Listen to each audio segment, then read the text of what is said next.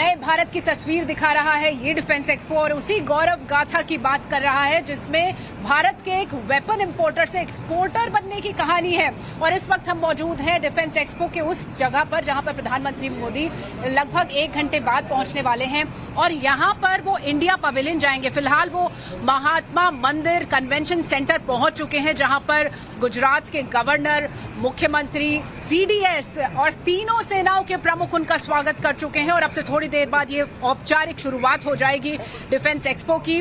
और आज वो 50 देशों के फॉरेन मिनिस्टर्स से भी मिलने वाले हैं, जो डिफेंस मिनिस्टर्स हैं फॉरेन के, उनसे वो मिलने वाले हैं। तो आप देखिए कि किस तरह से तूती बोल रही है भारत की पूरी दुनिया में और खास तौर पे डिफेंस के क्षेत्र में किस तरह से भारत की छवि बदली है। ये वाकई में बहुत ही बड़ी बात है। और आपको दिखा दूं कि ये जो जगह है वो 1 लाख स्क्वायर मीटर में फैली हुई है। तो जो इसका विस्तार है वो आप समझ सकते हैं कितना बड़ा एक्सपो ये है। पहली बार 4 अलग अलग वेन्यूज हैं इसके। एक वेन्यू वो जहां प्रधानमंत्री अभी मौजूद हैं जो महात्मा मंदिर कन्वेंशन सेंटर है। दूसरा वेन्यू ये जो हेलीपैड एक्सिबिशन सेंटर है। तीसरा वेन्यू है साबरमती रिवर फ्रंट जहां पर ऑपरेशनल डेमोज चल रहे हैं। चौथा वेन्यू है पोरबंदर जहां पर समुद्र के भीतर कैसे पाकिस्तान की समुद्री सीमा से हमारा कोस्ट गार्ड काम करता है, उससे सुरक्षा करता है भारत की, वो सब कुछ दिखाया जाएगा। स्वदेशी हथियारों की धमक यहां पर दिखाई दे रही है, चाहे वो एटैक्स हो, चाहे वो कल्याणी का पेट्रोलिंग व्हीकल हो जो लद्दाख में डिप्लॉय कर दिया गया है, चाहे वो एमका हो जो 5th जनरेशन एयरक्राफ्ट है और वो भारत में निर्मित होने वाला है, उसकी तैयारी चल रही है। तो आप देखिए कि अलग अलग तरह से पूरी हर जो कोना है डिफेंस एक्सपो का वो यही दिखा रहा है कि भारत आत्मनिर्भर बन रहा है, स्वावलंबी बन रहा है। और बहुत ही अहम बात यहां पर आपको बताऊं कि अब से थोड़ी देर बाद जब प्रधानमंत्री नरेंद्र मोदी पहुंचेंगे और अपना एड्रेस करेंगे वहां पर, उसके बाद वो बहुत ही अहम लॉन्चेस करने वाले हैं। उन लॉन्चेस में एक होगा दीसा एयरबेस जो पाकिस्तान की सीमा से महज 100 किलोमीटर की दूरी पर होगा, उसकी शुरुआत करेंगे, उसकी आधारशिला रखेंगे। और उसके अलावा HTT ट्रेडर एयरक्राफ्ट का वो लॉन्च करेंगे। इसके अलावा जो भारत की सेना की स्पेस वॉरफेयर में जो तैयारी है उसको लेकर जो प्लेटफॉर्म तैयार किया गया है उसकी भी शुरुआत करेंगे। आप देखिए हर कोना भारत की गौरव गाथा की कहानी कह रहा है, कैसे भारत लगातार रक्षा क्षेत्र में आगे बढ़ रहा है और वो भी आत्मनिर्भरता के साथ।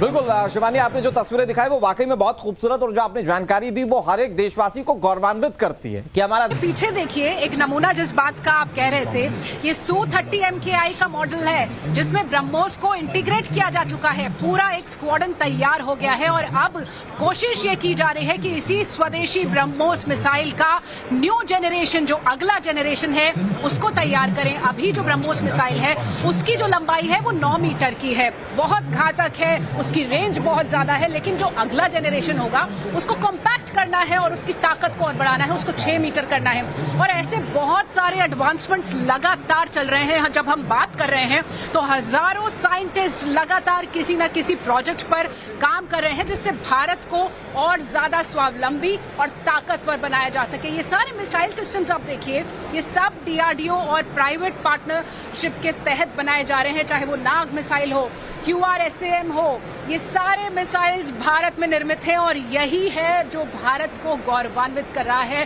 भारत को ताकतवर बना रहा है। ये देखिए हेलिना जो फाइटर जेट्स के साथ इंटीग्रेट होती है और फिर इतनी ताकत हो जाती है उस फाइटर जेट की कि वो कहीं पर भी दुश्मन को देखते ही देखते नेस्त नाबूद कर सकता है।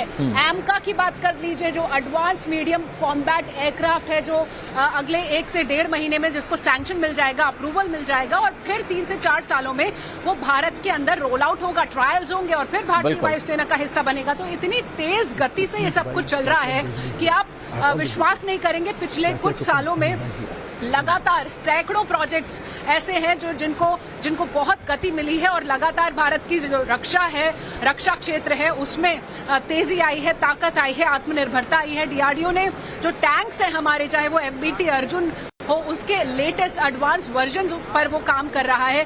किस तरह से, चाहे वो लद्दाख हो, चाहे वो पाकिस्तान की सीमा हो, कैसे और ज्यादा ताकतवर बनाया जाए अपने सोल्जर्स को, कैसे और आक्रामकता दी जाए, गति दी जाए, और वो सब कुछ, वो जो आत्मविश्वास है हमारे सैनिकों में, वो इसलिए और ज्यादा बढ़ रहा है क्योंकि उनके हाथ में जो हथियार है वो भारत में बना है। उसको भरोसा है कि उसके पार्ट्स यहाँ अवेलेबल है, उसका एम्यूनिशन यहाँ पर अवेलेबल है, भारत में बन रहा है, किसी पर निर्भर नहीं। ये देखिए, ये देख लीजिए आप एमका, जिसकी मैं बात कर रही थी थोड़ी देर पहले, ये उसका मॉडल है जो 5th जनरेशन एयरक्राफ्ट है, जो बेहतरीन डिजाइन है, और ये अब से कुछ महीनों बाद अप्रूवल के बाद और तेजी से बनना शुरू हो सकता है, और 3 से 4 सालों में इसका रोल आउट शुरू होगा, ट्रायल शुरू हो जाएंगे, और फिर ये सर्विसेज के साथ इंडक्ट हो जाएंगे।